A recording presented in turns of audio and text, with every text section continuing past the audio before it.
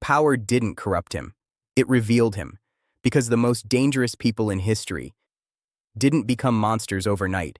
They became them slowly, quietly, comfortably, and by the time the world noticed, it was already too late.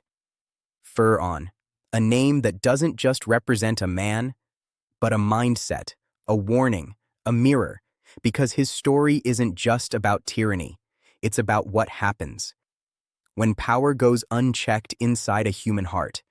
And if you think this doesn't apply to you, that's where it begins. He didn't start by claiming he was God. He started by being obeyed, respected, feared, and slowly, that fear turned into control. That control turned into authority. And that authority turned into delusion. I am your Lord, the Most High. Pause.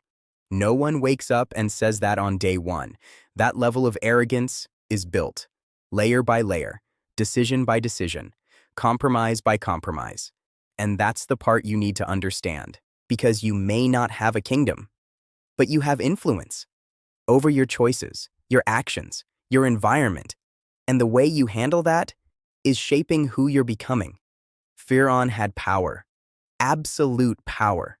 People obeyed him without question. His word was law. His presence was feared. And when no one challenges you, you stop questioning yourself.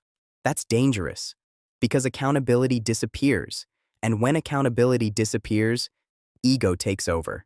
You start believing you're always right. You stop listening. You stop reflecting. You stop correcting.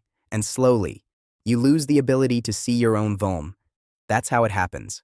Not suddenly, gradually, until wrong feels right, and right feels like a threat.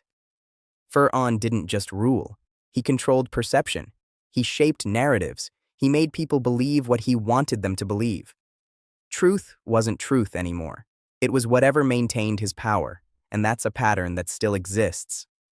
Not just in leaders, in individuals. You justify your actions, you twist your intentions, you create narratives to protect your ego, and over time, you start believing your own version of reality. That's the beginning of delusion. But here's where it gets darker.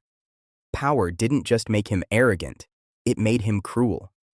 Because once you see people as tools, as numbers, as threats, compassion disappears.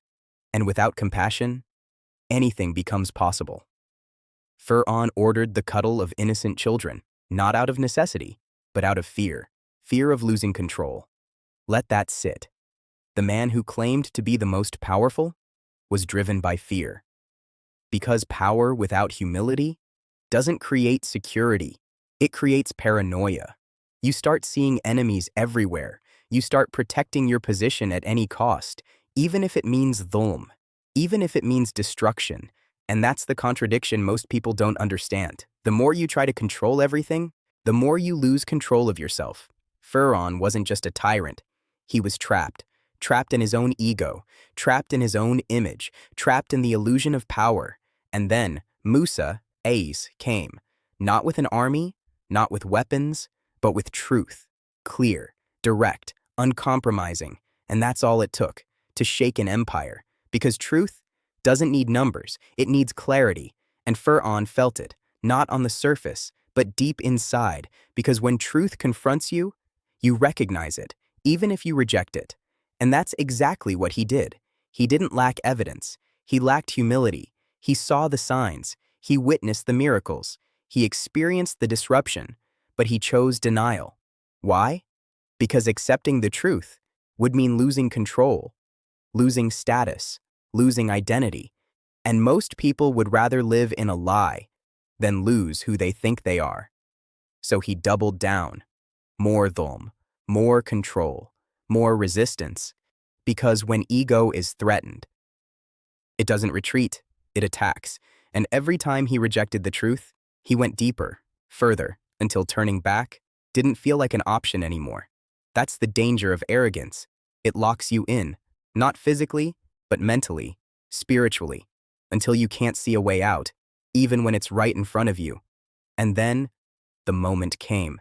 The sea, the same sea that opened for Musa, became a trap for Firawn. Think about that. The path was there. The sign was clear. But arrogance blinded him. He followed, confident, certain, until the water closed. And in that moment, when control disappeared, when power meant nothing, when reality hit, he said it. I believe. Pause. Too late, because truth delayed is truth denied. He had every opportunity, every warning, every chance to change, but he waited until the moment where belief was no longer a choice, but a reaction. And by then, it didn't count. Let that sink in.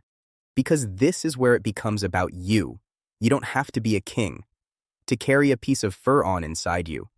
Every time you reject advice because it hurts your ego, every time you justify something you know is wrong, every time you choose control over humility, every time you delay truth because it's inconvenient, that's where it begins. Small, subtle, unnoticed, but it grows. And if you don't check it, it takes over.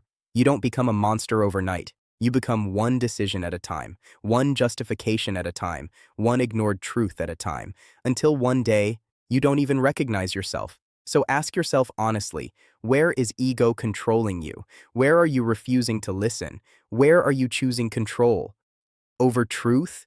Because power is not just what you have over others. It's what you have over yourself. And if you can't control that, nothing else matters. Firawn had everything: authority, wealth, influence, control. And he lost all of it. Not because he was weak, but because he was arrogant. And arrogance blinds you before it destroys you. So don't wait for a breaking point. Don't wait for consequences. Don't wait until it's too late, because by the time you realize, you might not have the chance to change. If this made you uncomfortable, good. That means you're seeing something real. And if this changed your perspective, subscribe, because the next video might change your life.